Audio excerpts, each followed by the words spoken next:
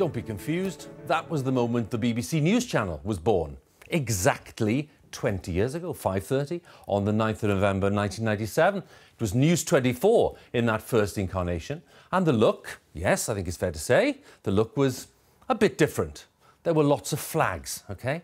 And we're going to spend a few minutes looking back over the past 2 decades of 24-hour television news, which launched with my colleagues Gavin Esler and Sarah Montague, and I'm afraid to say 1 or 2 other familiar faces. So let's take a look.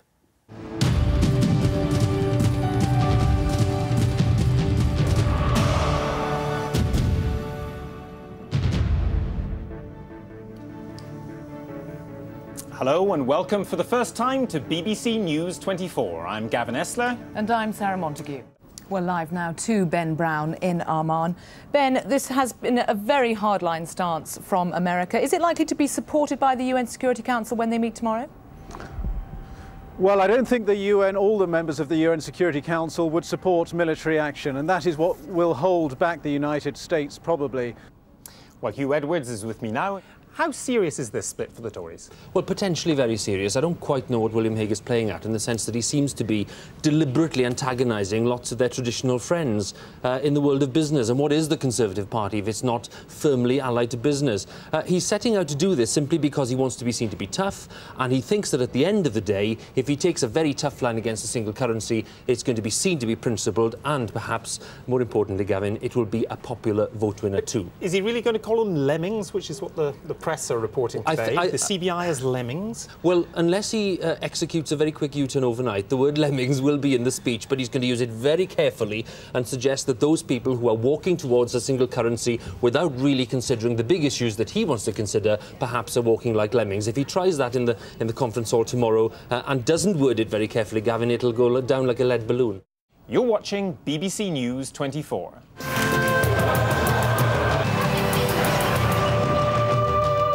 You're watching BBC News 24, the new round-the-clock TV news channel. BBC News 24, bringing you the whole picture, the whole time. This is the Now O'Clock News from the BBC.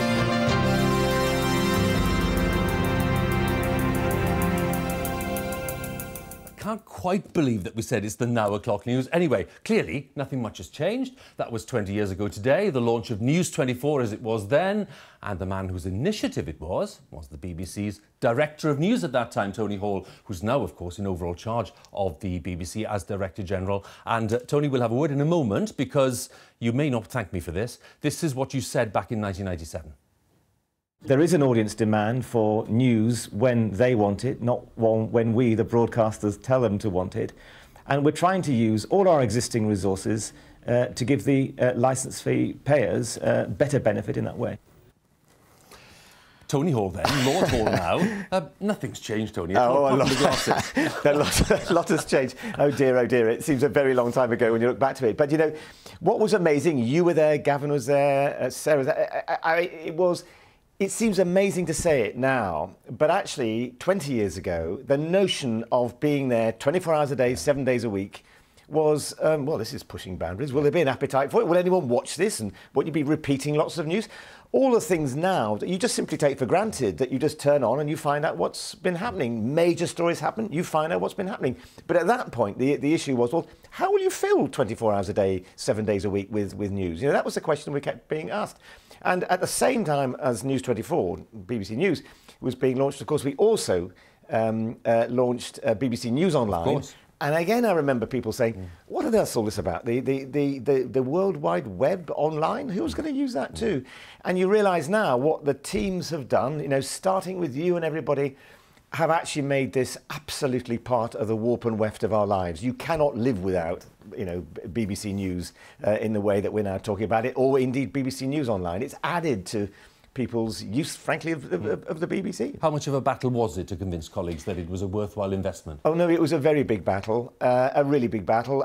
It was, to be honest with you, a battle both externally and also internally, because people were saying, hold on, you're diverting resources or money or activity from, you know, what was then the 9 o'clock news into, you know, this new thing which no one's going to watch. So it was a huge battle, but my belief then it is my belief now that had we not done that, we would not be giving our audiences the services that they want in the way that they wanted it. And I was saying it back then with slightly different coloured hair and glasses, but that message is the same one now. We've got to be there when our audiences want to turn to us, and I'm delighted to say that's why people come to BBC News. It was interesting just during the day looking back at some major milestones and thinking about when the channel really entered people's lives.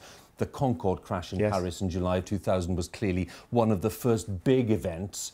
And then the channel was being broadcast as well on BBC One and BBC Two because they recognised the value of it. How important was that development? I think when those... I mean, look, the early days we were experimenting, we were trying out new things, you know, no jackets and stuff like that, and I think people did absolutely brilliantly. But there's no doubt about it, when a large, major story happens and people suddenly say, do you know what, I can now turn to BBC News 24 as it was then, and the channel controllers on 1 and 2 saying, do you know what, we'll now use you and draw attention to the fact we can just have running news on these things. That was very, very important. And then you think of the huge stories that you've covered, and you've covered since then, from 9/11, 7/7, etc., etc., etc. I mean, you cannot imagine a universe now without being able to turn on and see the news as it happens from the people you trust. Because the big debate is around, the range of services. And what we're offering people in terms of what they can do on radio, television, online, and the kind of range that they can pick from. So what is your sense of where, a traditional television news channel fits into that mix? Well, I think we all consume news when we want it on our mobile phones, our iPads and all that sort of stuff. So, you've got to be there for that. And I think, those services we're providing. I think a news channel is there with people watching to see what's going to happen next. Something's happening, we don't know where that person is, or X or Y or Z. And I think there's still a really important role for that. There really is an important role for that. And it's brilliant that the BBC's news channel is recognised by, Channel of the Year, News Channel of the Year. That's by its peers. That's absolutely brilliant too. And then I would say this not because you're sitting there, but also there is still the need for the crafted bulletin. The moment when, in all the noise and the stuff going on the day, you sit back and say, right, now we'll have those pieces that make sense of the day, or, and I think really important, the pieces where you're standing back and saying, OK, the news agenda today has been doing all these things, but you know what? You need to know about this, you need to know about that. Yeah. And the ability of our first-rate correspondents and reporters to shape something that either is getting to grips with the day in a way that you hadn't thought about before, or is taking something completely off agenda. And I think one of the huge strengths of the BBC, which you see on this channel, you see it online, but you also see it at 10 and 6 and 1 o'clock, is that, and in radio, of course, too, is that ability to use the network of excellent people we have around the world and around this country to give people a range of news that I don't believe they can get anywhere else. And that's so precious about the BBC. Can I take you back to 2013, when this building was opened by Her Majesty the Queen? Because this was actually quite a good news channel moment. Let's look at this. Oh, this is wonderful. The heart of BBC Broadcasting House and our live newsroom. Yes, it's a view that we share with our audience every day, but today a unique moment with a very special royal guest. There's something quite surreal about this, Tony, actually. It was a wonderful, wonderful moment. There she is.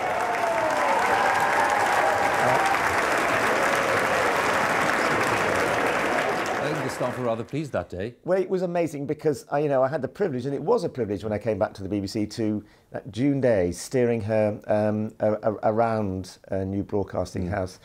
And what was wonderful was her amusement and interest, but the way that suddenly we were walking through canyons of people who were all taking pictures of her, cheering her. Yeah. And I think it was one of those moments of, well, we've got here, we're in this building, and the Queen's here, and actually let's be proud of what we do and what we've achieved. She absolutely loved it, and as everybody says about the Queen, she asked all sorts of very pertinent questions about what was going on, but it was a wonderfully warm celebration, I think, of what BBC News does. Final point on the kind of audience that will develop in future.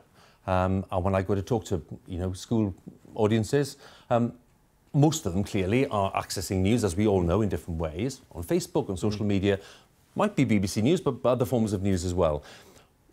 Are we in a position where we're going to have quite a radical look at the way that we try to target that young audience in future, or do you think the mix is broadly right?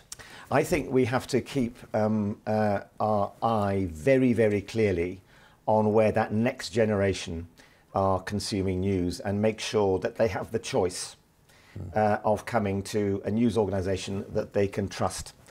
And I think I would have said this was important 20 years ago.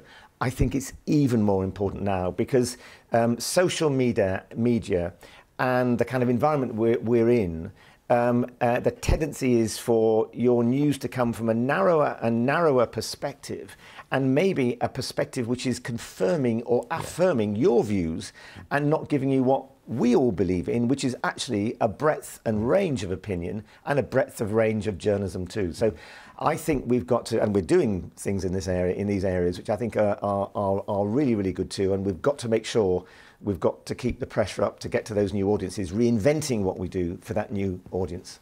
Tony, it's been great to talk to you on this 20th anniversary. I can't believe I'm saying that, but it's been a pleasure to talk to you. Well, we should say to everybody, happy birthday and well done to everyone. And well done to everyone who's worked on the channel. Absolutely, for 20 years, well done. Yeah, because there's an army behind the scenes. There is. Who do an amazing job. I'm now able to do something which I've always wanted to do, which is to click my fingers in a polite way so that we can get rid of our 20-year-old branding and come back to today. Thank you very much. What power. Did you like that? I loved it. Yes. Very impressive. Big, bold 5. I love it. Lord Hall, thank you very much indeed. Pleasure. Thank you very much. It's 5:41, and let's go on with some of the day's other news then. President Trump says he blames the United States' huge trade deficit with China on previous American presidents and not on unfair Chinese policies. Mr. Trump was speaking after meeting President Xi on the latest stage of his tour of Asia. His comments are seen as being an important victory for Beijing, as our correspondent John Sudworth explains now. Forget military brinkmanship or trade wars. For this state visit, China is trying a different strategy. A charm offensive. And the US seems smitten. Our meeting last night was absolutely terrific. Our dinner was beyond that. Our relationship has already proven to be a great one. My feeling toward you is